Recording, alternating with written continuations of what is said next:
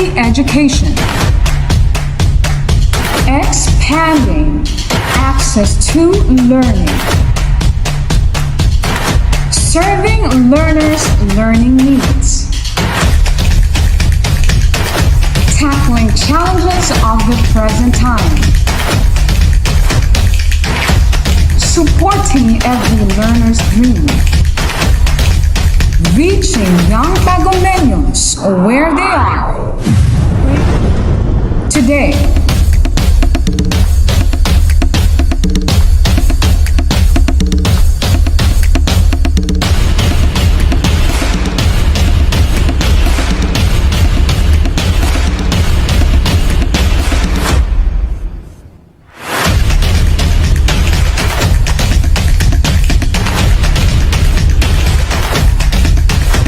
From the music capital of the Philippines, advancing in the challenge of distance learning, the official TV-based instruction of DepEd Tagum City, bringing you quality education straight to your home.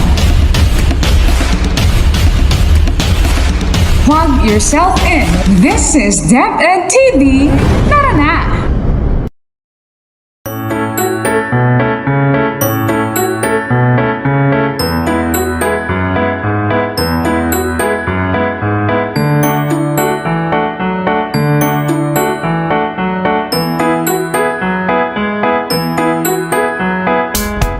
Hello kids, how are you?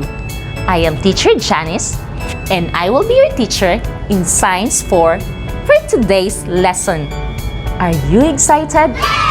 Come on, join with me as we explore the exciting world of science. So make it sure you have with you now your notebook, pen, module, and of course yourself as we go to another episode of Science Discoveries.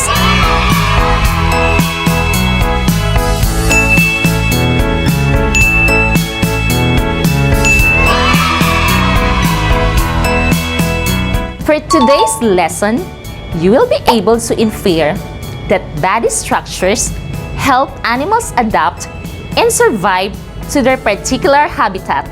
Specifically, you will learn to identify and describe the body parts of animals that live on land, terrestrial, and in water aquatic. Identify the body parts of animals in getting their own food. Classify the body parts of animals they use for their protection and movement, and enumerate different ways on how to care of pets. So what are you waiting for? Let's begin! Before we'll start our new lesson, let us know if you have an idea about it. Now, turn your module on page 3. Are you already on page 3? Good!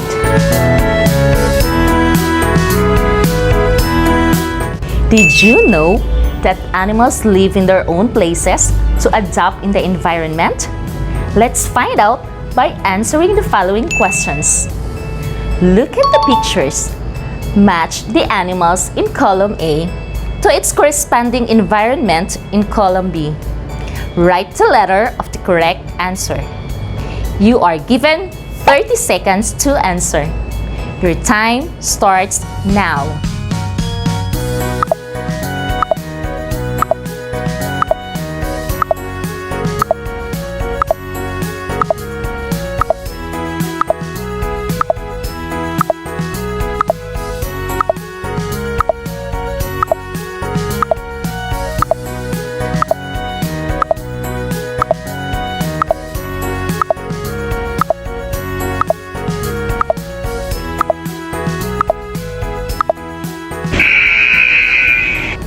Time is up. Let's check your answers. Were your answers like this? Great! If not, it's okay. This video lesson will help you to learn more about body structures that help animals adapt and survive to their particular habitat.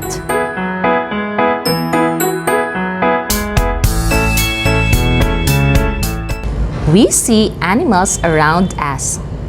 We see them in the forest, farm, river, pond, lake, ocean, sea, and air.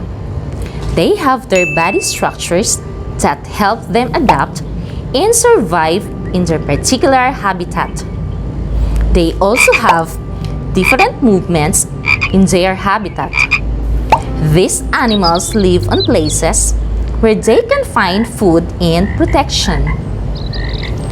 Animals live in different places of the Earth's surface. If you look at various animals, you can see their body parts and characteristics that allow them to live in their particular environments or habitats. Habitat is the particular place or environment where animals live. Animals live in a particular habitat where they can breathe oxygen, find food, water, shelter, and protection, and can grow and produce. Most animals are adapted to one or two habitats. Their body structures help them move, adapt, and survive in their particular habitats. Adaptation is the ability of organisms to adapt or cope to the environmental conditions of the place where they live. Terrestrial animals are animals that live on land. Some terrestrial animals live in farms, forests, deserts, grasslands, and mountains.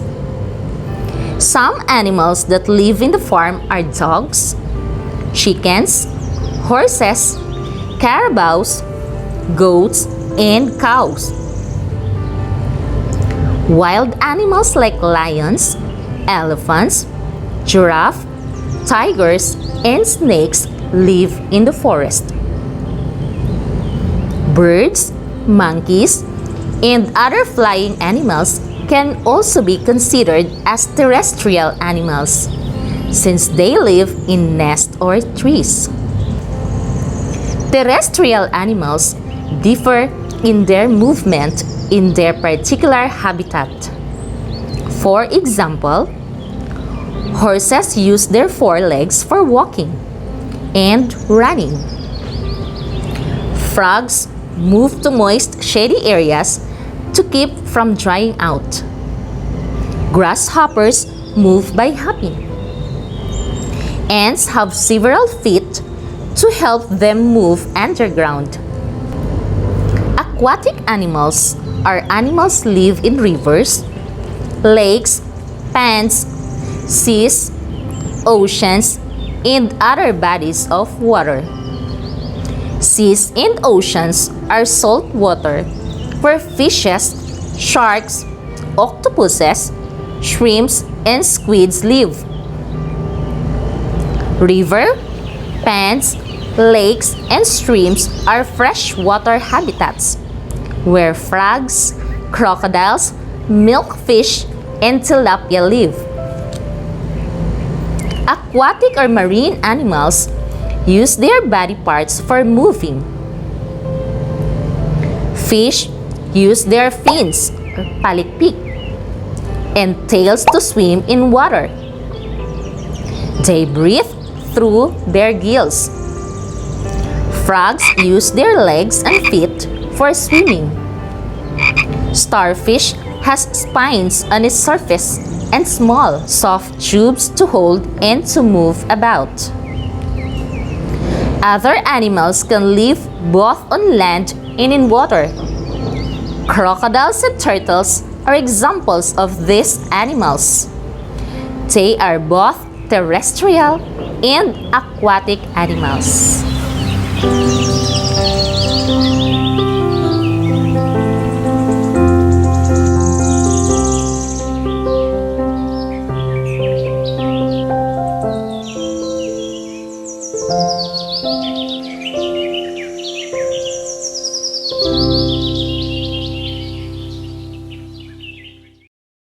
How is it, kids? Did you understand our lesson today? Now, let's check your understanding by answering this activity.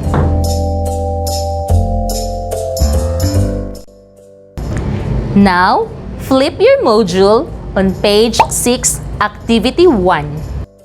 Direction. Look at the word carefully. Write aquatic animal if the animal lives in the water, and terrestrial animal if the animal lives on land. For example, number 1. Carabao is an example of terrestrial animal. Number 2. Crab is an example of aquatic animal. Write your answer in your notebook.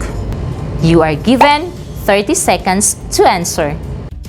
And your time starts now.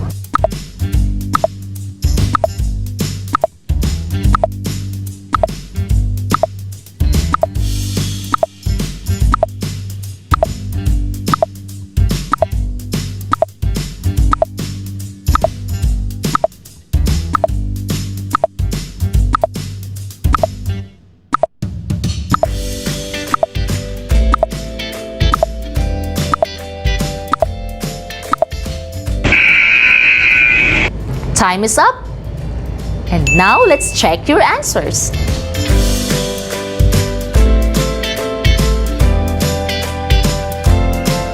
Did you get the correct answers? Wow, that's great. Come on, let's try another one. Direction. Read the words carefully.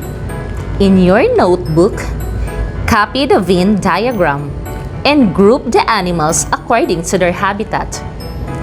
You are given 30 seconds to answer. And your time starts now.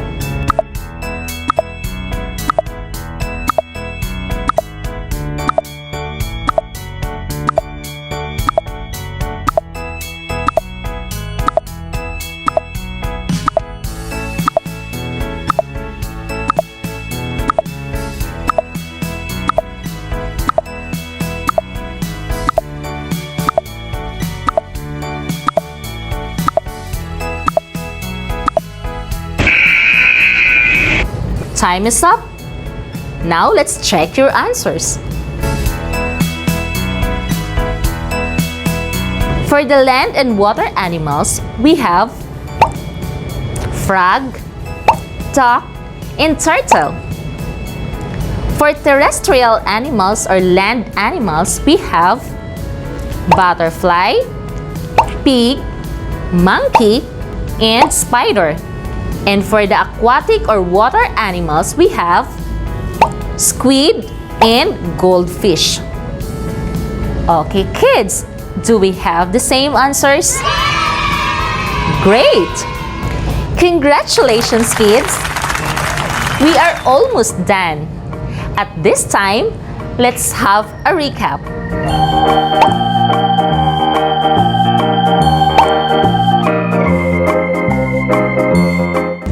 Remember, animals live in different places of the Earth's surface. If you look at various animals, you see their body parts and characteristics that allow them to live in their particular environments or habitat. Habitat is the particular place or environment where animals live.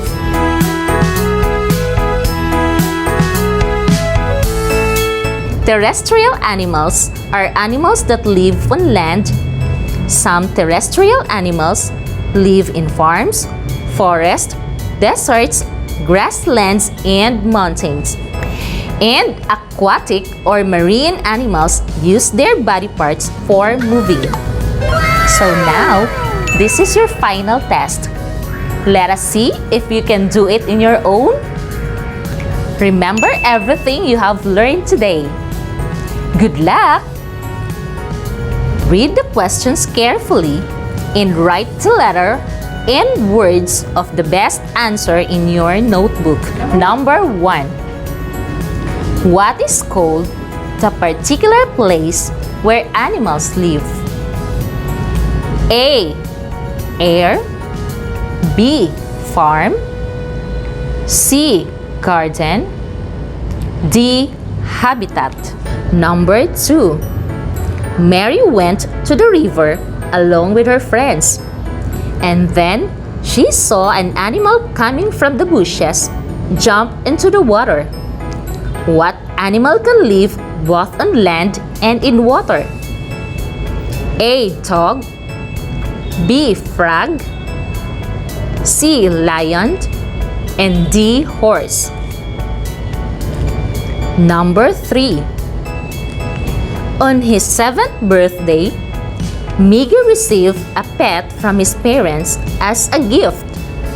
What animal can be carried at home? A. Bat. B. Lion. C. Eagle. D. Kitten. Number 4. Which does not belong to the group of aquatic habitat? A. River. B. Pond. C. Ocean. D. Mountain. Number 5. Why do fish swim in water? A. Fish have gills for swimming. B. Fish have spines on their back. C. Fish have scales for swimming. D. Fish have fins and tails for swimming.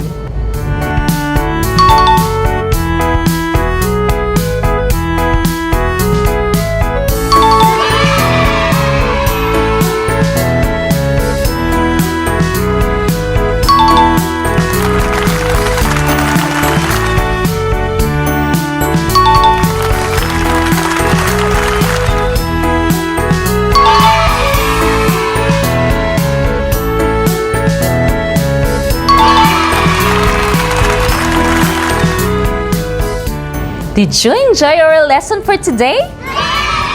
Wow! Me too! If you listen carefully to our discussion, then answering this module will just a piece of cake for you. That's all for today, kids. It is such an honor to be with you. Let us learn more about science in our next episode. Once again, this is Teacher Janice May Ordinario saying thank you. Have a great time.